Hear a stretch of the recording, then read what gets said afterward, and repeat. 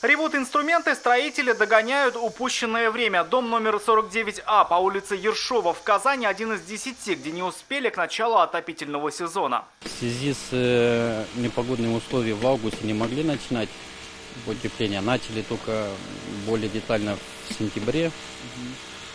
На данный момент утеплен фасад процентов 85, сделано уже утепление.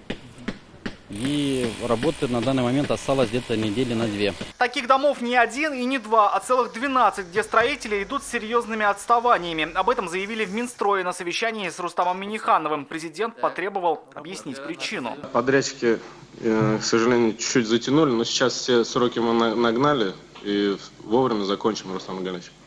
Ну, на будущее все-таки более жестче надо подходить к отбору, и ответственность должна быть. На самом деле это очень некрасиво. Огромное количество домов, сейчас дискомфорт для жителей. Вот так, по этому термометру посмотрю я.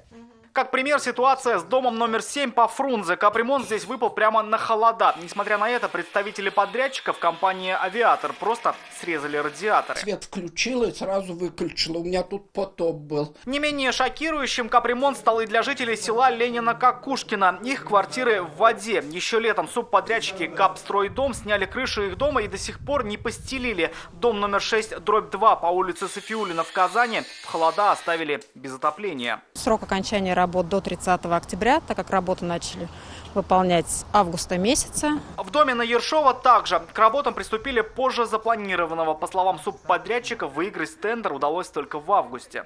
Как видно снаружи, работа кипит. Всюду стройматериалы, которые строители расставили в необходимой им последовательности. Внутри же тишина. Уже поставлены окна и двери. Заметное улучшение, то есть работают и выходные, нам поменяли, утеплили, то есть дом, с наружной стороны дом очень преобразился. Покрасили скамейки, поменяли входную дверь. Вот окошки же сделали, дверь поменяли. Мне кажется, они стараются, работают ребята.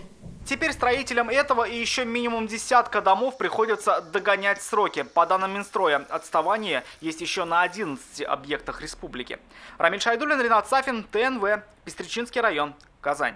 Смотрите все новости дня, программы и фильмы в наилучшем качестве на YouTube-канале ТНВ. Подписывайтесь.